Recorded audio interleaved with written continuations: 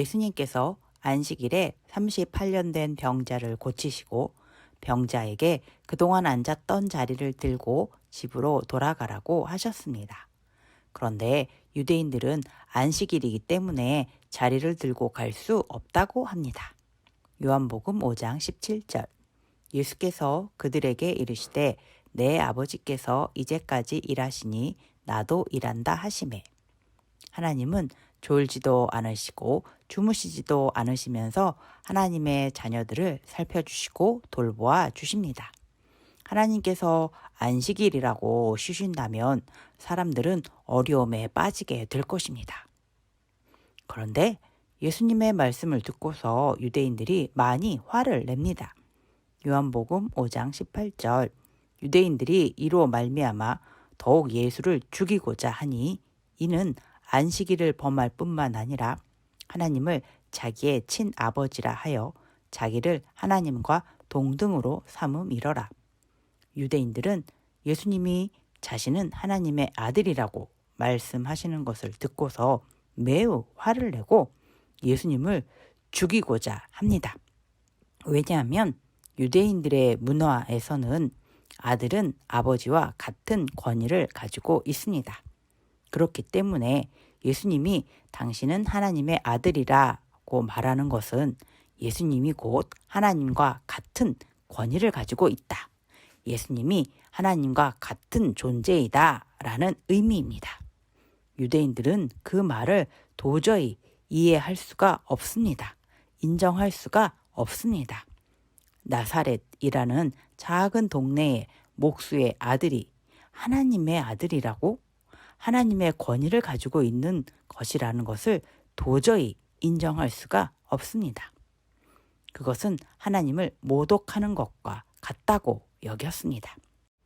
그러나 예수님은 당신이 하나님의 아들이 맞다고 계속 알려주십니다. 요한복음 5장 21절. 아버지께서 죽은 자들을 일으켜 살리심 같이 아들도 자기가 원하는 자들을 살리느니라. 하나님만이 사람을 살릴 수 있습니다. 사람의 생명은 하나님만이 다스리실 수 있습니다. 그리고 예수님께 바로 그 생명이 있습니다. 요한복음 5장 24절.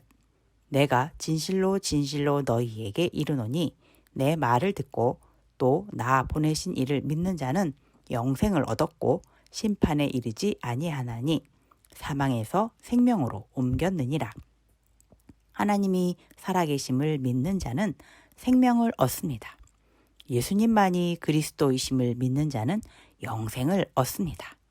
그러나 믿지 않는 자는 심판을 받게 됩니다. 사망을 얻게 됩니다. 지옥을 얻게 됩니다. 예수님은 이런 사실을 유대인들이 쉽게 믿지 않을 것을 아시면서도 알려주십니다. 들을 귀가 있는 사람은 들을 수 있게 됩니다. 그리고 구원을 받아 영생을 얻게 됩니다.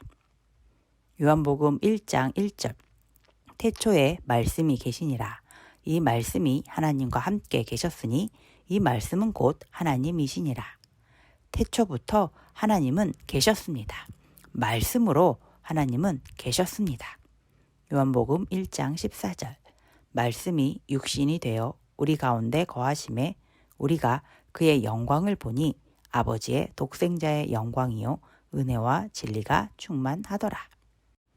태초부터 계신 그 말씀이 육신이 되어 오셨습니다.